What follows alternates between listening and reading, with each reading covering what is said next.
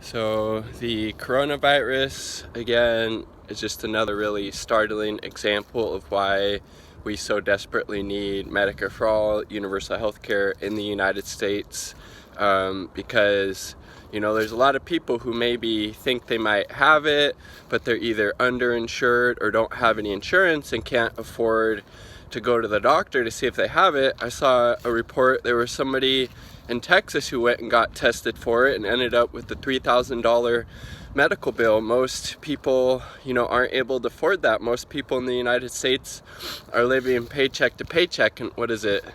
It's like, I don't know, 60 or 70% of Americans, at least the majority, can't afford a $400 emergency expense. And how do you expect somebody who might have to shell out thousands of dollars to get tested for the coronavirus? They're not gonna. So then, and they're gonna, because a lot of people also don't have paid sick leave or paid time off at work. They're going to have to go to work to provide for themselves and for their families. And if we had a universal healthcare system, a single payer healthcare system in the United States, we wouldn't have to worry about this issue. People would be able to go get tested at the doctors. If they think they have it, they would be able to do so, and it would be free at the point of service. They wouldn't have to worry about getting $3,000 check or a $3,000 bill in the mail because they were sick and they had to go get checked. And it's the fact that,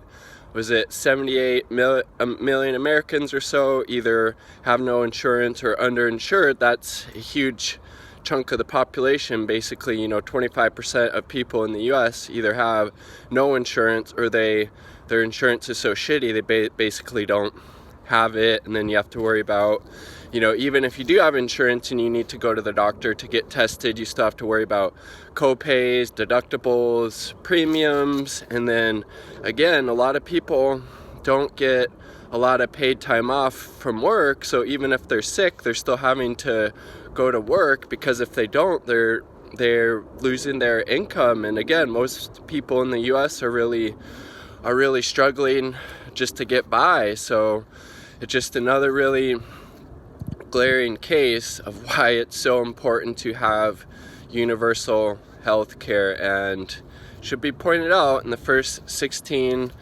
contests in this Democratic primary, all of the people who voted in that overwhelmingly favored adopting a universal healthcare, single payer, Medicare for all type system. The will of the people is that we want Medicare for all. We want everybody to be covered.